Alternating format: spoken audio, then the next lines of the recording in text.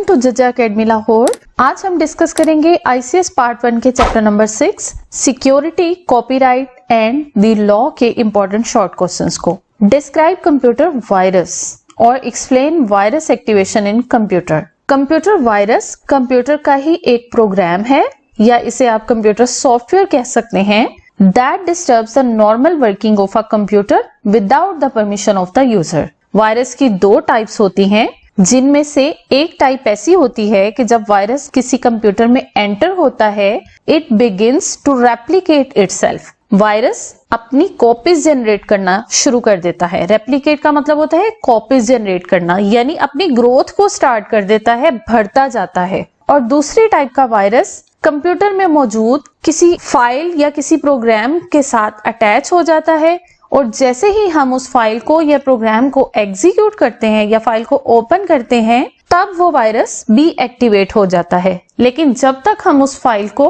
जिसके साथ virus attached है उसे ओपन नहीं करते, तब तक ये वायरस डेड पड़ा रहता है। How can virus damage computer? Virus computer को किस तरीके से डैमेज करता है? कंप्यूटर में मौजूद डेटा या सॉफ्टवेयर को डैमेज कर सकता है। इट मे डिलीट सम और all files. It can format drive को फॉर्मेट करने का मतलब होता है कि हार्ड डिस्क की किसी ड्राइव पर, लाइक सी ड्राइव या डी ड्राइव, उस पर मौजूद सारे डेटा को अरेज कर देना, इसे कहते हैं ड्राइव को फॉर्मेट करना। इसके अलावा वायरस आपके सेव्ड पासवर्ड्स को डिटेक्ट कर सकता है। It may slows down the speed of computer and it may display false messages। Give 3 causes of virus। Virus email के जरिए फैल सकता है, नेटवर्क के जरिए, रिमूवेबल स्टोरेज मीडिया जैसा कि यूएसबी है या सीडीज हैं, इनके जरिए स्प्रेड कर सकता है, और पायरेटेड सॉफ्टवेयर्स। पायरेटेड सॉफ्टवेयर्स ऐसे सॉफ्टवेयर्स को कहते हैं जिनका लाइसेंस परचेज किए बगैर उन्हें इस्तेमाल किया जाता है illegally. How does virus spread through email? जब कोई ईमेल वायरस कैरी कर लेती है, उस ईमेल को जिस सिस्टम पर ओपन किया जाता है उस सिस्टम पर वायरस भी डाउनलोड हो जाता है और उस सिस्टम के डेटा को रिमूव कर सकता है या कंप्यूटर की नॉर्मल वर्किंग को डिस्टर्ब कर सकता है। Define pirated software.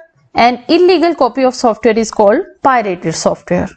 Pirated softwares क्योंकि सस्ते सॉफ्टवेयर्स मिल जाते हैं, इसमें यूजर्स को लाइसेंस परचेज नहीं करना पड़ता, इसलिए कम कीमत की अट्रैक्शन में यूजर्स पायरेटेड सॉफ्टवेयर्स को यूज करते हैं और कुछ कंपनीज उन पायरेटेड सॉफ्टवेयर्स में वायरसेस को इंटेंशनली ऐड कर देती हैं। जो कोई भी इस सॉफ्टवेयर को यूज करेगा उसके कंप्यूटर पर वायरस लैंड कर जाएगा। How pirated softwares spread viruses? जैसे ही आप पायरेटेड सॉफ्टवेयर को इंस्टॉल करेंगे, इसके साथ जुड़ा हुआ वायरस भी आपके कंप्यूटर पर डाउनलोड हो जाएगा, एग्जीक्यूट हो जाएगा और आपके कंप्यूटर में मौजूद डेटा या फाइल्स को नुकसान पहुंचाएगा। List some types of viruses. There are different types of viruses like boot sector virus, Chernobyl virus, logic bomb, Trojan horse and red loaf.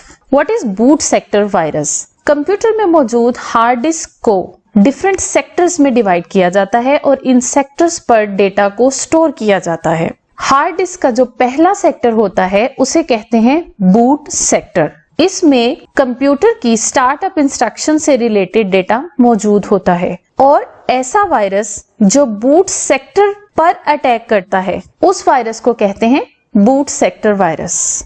Next question है, how does a boot sector virus works? ये work इस तरह से करता है कि boot sector virus boot sector में मौजूद फाइल्स के साथ खुद को अटैच कर लेता है।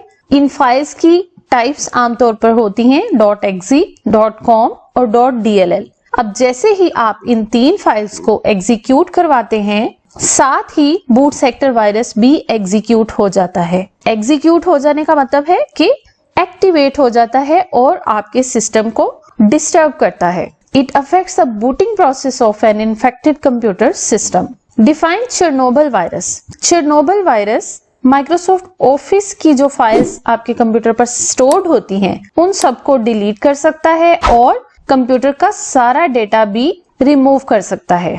जैसे ही आप इन्फेक्टेड फाइल को एग्जीक्यूट करें। इन्फेक्टेड फाइल उस फाइल को कहते हैं जिसके साथ वायरस ने खुद को अटैच किया होता है। जैसे ही आप इन्फेक्टेड फाइल पर डबल क्लिक करते हैं, फाइल ओपन होने के साथ ही वायरस भी एक्टिवेट हो जाता है। It also deletes the partition information from hard disk, hence causing a major loss of data. Partition information कहते हैं हार्ड डिस्क पर मौजूद disk partitions like C drive, E drive, D drive, इन partitions की जो इंफॉर्मेशन स्टोर्ड होती है उसको ये रिमूव कर सकता है। What is logic bomb? Logic bomb दो तरह से ट्रिगर हो सकता है, किसी स्पेसिफिक कंडीशन की फुलफिल हो जाने पर और किसी स्पेसिफिक डेट या टाइम पर। लॉजिक बॉम्ब की सेटिंग्स इस तरह से की जाती हैं कि जब certain number of transactions complete हो जाएं, like after 100 transactions, logic bomb activate हो जाएगा। इसे कहते हैं स्पेसिफिक कंडीशन को मीट होने पर लॉजिक बॉम्ब का एग्जीक्यूट होना। और दूसरी सूरत ये हो सकती है कि कोई स्पेसिफिक डेट और टाइम सेट कर दिया जाए जिस पर लॉजिक बॉम्ब वायरस खुद को एक्टिवेट करेगा।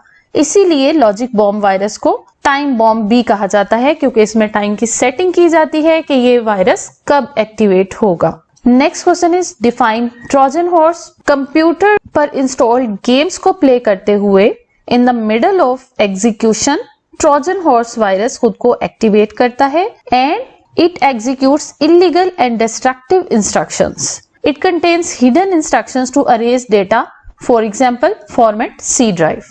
What is Redloff virus? Redloff is a polymorphic virus. It is written in Visual Basic script. Visual Basic एक लैंग्वेज है, उस लैंग्वेज में Redloff वायरस को कोड किया जाता है। जैसा कि हमने पढ़ा कि वायरस भी एक कंप्यूटर प्रोग्राम है, इस प्रोग्राम को किसी न किसी लैंग्वेज में लिखा जाता है और रेडलॉफ वायरस को विजुअल बेसिक स्क्रिप्ट में लिखा जाता है। इसकी एग्जीक्यूशन इस तरीके से होती है कि it embeds itself without any attachment to every email send from the infected system. अगर आप इन्फेक्टेड सिस्टम से कोई भी ईमेल सेंड करते हैं तो रेडलॉफ वायरस खुद को ईमेल के साथ अटैच कर लेता है और दूसरे सिस्टम्स पर मूव कर जाता है। जिस फाइल को ये टारगेट करता है उसका नाम है folders.htt। What is antivirus? अभी तक हमने वायरस और उसकी टाइप्स के बारे में पढ़ा। अब हम देखते हैं कि एंटीवायरस क्या होता है। एंटीवायरस भी एक कंप्यूटर सॉफ्टवेयर है या कंप्यूटर प्रोग्राम है जिसका काम ये होता है कि वो वायरस प्रोग्राम्स को यानी कंप्यूटर के वायरसेस को डिटेक्ट करता है और उनको रिमूव करता है कंप्यूटर सिस्टम से। इसकी डेफिनेशन होगी, it is a software that is used to detect and remove viruses from computer system. It also prevents new viruses to enter into computer. Antiviruses के examples हैं Norton antivirus, Kaspersky, McAfee, AVG, North32, etc. All these are types of antivirus programs. Differentiate between virus and antivirus. Both are computer programs और computer softwares, लेकिन virus एक ऐसा programme है जो computer की normal working को disturb करता है, जबकि एंटीवायरस ऐसा सॉफ्टवेयर है जो वायरसेस को डिटेक्ट करता है और रिमूव करता है कंप्यूटर सिस्टम से। Give 3 suggestions to protect your computer from virus. एक तरीका यह है कि आप अननोन ईमेल्स को कभी भी ओपन ना करें, सिर्फ उन ईमेल्स को आप ओपन करें अपने सिस्टम पर जिनके सेंडर्स को आप जानते हो। दूसरा तरीका यह हो सकता है minimize the data transfer. Data transfer activities को आप कम से कम परफॉर्म करें। And the third suggestion is use antivirus software. अपने कंप्यूटर पर एंटीवायरस सॉफ्टवेयर को इंस्टॉल करके रखें। इससे आपके कंप्यूटर में जब भी कोई वायरस एंटर होने की कोशिश करेगा तो एक अच्छा एंटीवायरस सॉफ्टवेयर आपको अलर्ट सेंड करता है जिससे आप वायरस को अपने सिस्टम पर आने से रोक सकते हैं। What is meant bye security? Security कहते हैं अपने डिजिटल इंफॉर्मेशन को महफूज रखना। इन information technology security is the defence of digital information and IT assets against internal, external, malicious and accidental threats. Who is a hacker? Hacker ऐसे unauthorized person को कहते हैं जो हमारी मर्जी के बगैर डेटा तक एक्सेस हासिल कर लेता है, ऐसे पर्सन को कहते हैं hacker. What do you mean by security threats? Data की सिक्योरिटी को जो खतरात होते हैं, उन खतरात को कहते हैं security threats. Dangers of unauthorized access to data are called security threats. There are two types of security threats: intentional threats and unintentional threats. Intentional threat का मतलब है कि कोई unauthorized person intentionally यानी इरादतन आपके डेटा को नुकसान पहुंचाना चाहता हो, और unintentional threats ऐसे threats होते हैं जिसमें नुकसान पहुंचाने वाले इंसान की इंटेंशन शामिल नहीं होती, यानी वो इरादतन नुकसान नहीं पहुंचाता बल्कि गलती से उससे आपको नुकसान पहुंच सकता है। ऐसे थ्रेट्स को कहते हैं unintentional threats. What do you mean by data protection? A process of hiding data from unauthorized persons is called data protection. And purpose of data security is to protect data from unauthorized users. जैसा कि different organizations अपने important data को stored रखते हैं, अगर किसी unauthorized person को access मिल जाए उनके इंपॉर्टेंट डेटा पर, तो वो डेटा को स्टील कर सकता है, उसका गलत फायदा उठा सकता है। इसलिए data security is very important. How is security maintained on computer? Computer पर डेटा की सिक्योरिटी को इंश्योर करने के लिए हर यूजर को राइट्स असाइन कर दें कि किस हद तक कोई यूजर कंप्यूटर में सेव डेटा को एक्सेस कर सकता है, उसे डिलीट कर सकता है या उसमें कोई चेंज कर सकता है। इन सेटिंग्स को अप्लाई करने से डेटा की सिक्योरिटी को मेंटेन किया जा सकता है। पीरियोडिक बैकअप, वक्तन फवक्तन आप अपने कंप्यूटर पर मौजूद डेटा का बैकअप स्टोर करते जाएं, ताकि अगर आपके इंपॉर्टेंट डेटा को कोई नुकसान पहुंचे तो आपके पास बैकअप में वो डेटा मौजूद होना चाहिए। आप पासवर्ड्स अप्लाई कर सकते हैं, एनक्रिप्शन टेक्निक्स को यूज कर सकते हैं, रेगुलरली अपने सिस्टम को स्कैन करें ताकि अगर उसमें कोई वायरस मौजूद हो या आने की कोशिश करे तो एंटीवायरस प्रोग्राम उसको स्टॉप कर दे। और आप अपने कंप्यूटर को लॉक भी कर सकते हैं टू मेंटेन सिक्योरिटी।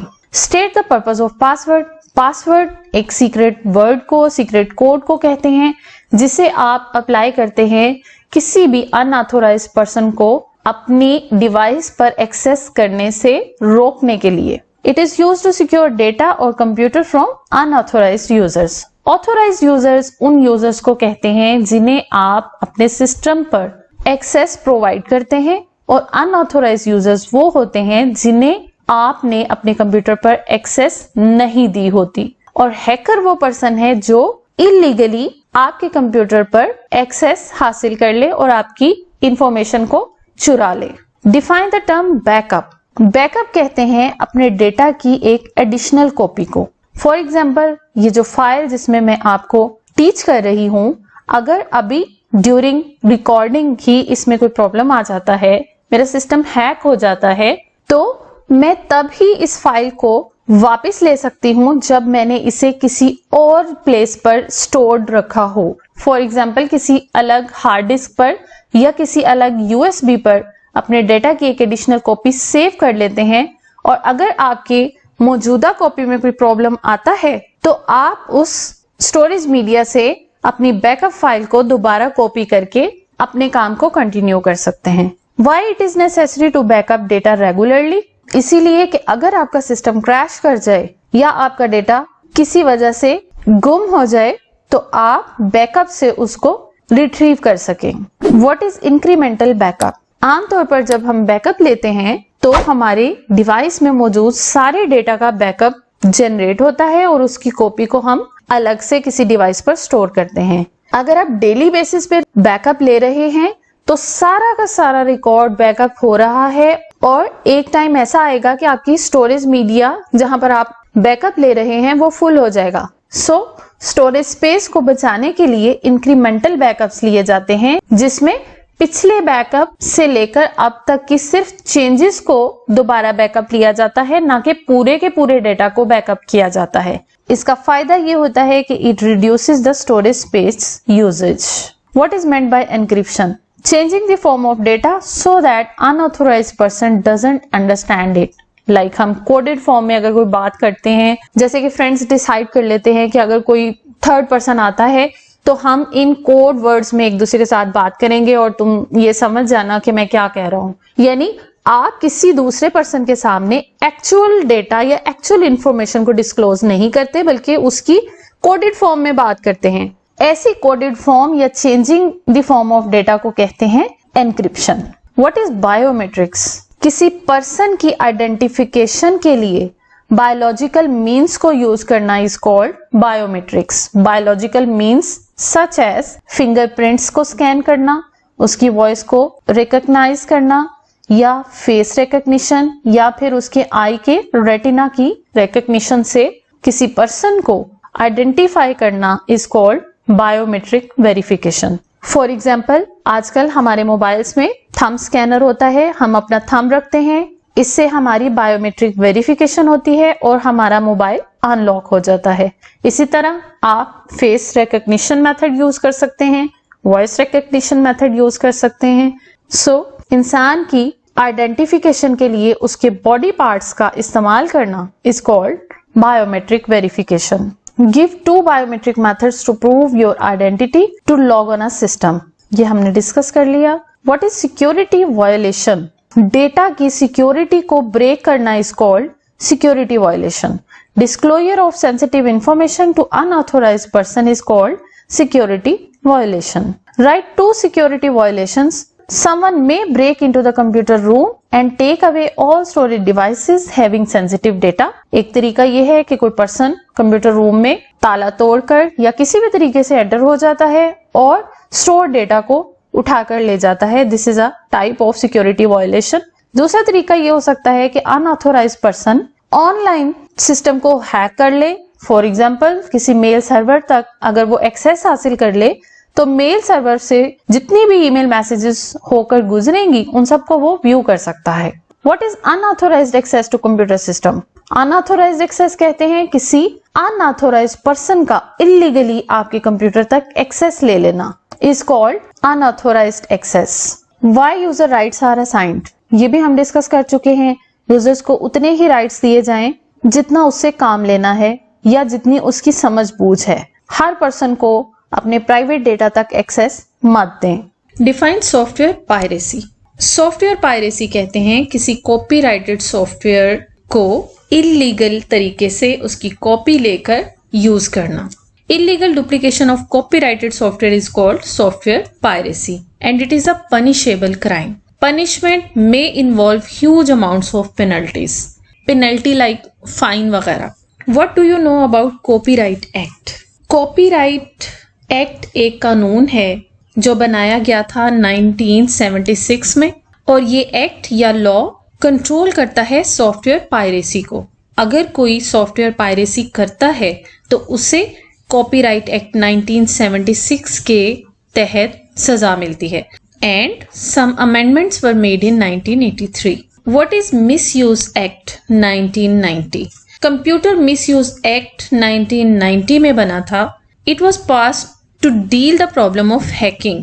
यानी अगर कोई पर्सन किसी दूसरे पर्सन का कंप्यूटर हैक करता है तो उसे जिस कानून के तहत सजा मिलती है उसे कहते हैं कंप्यूटर मिसयूज एक्ट 1990, क्योंकि ये 1990 में पास हुआ था।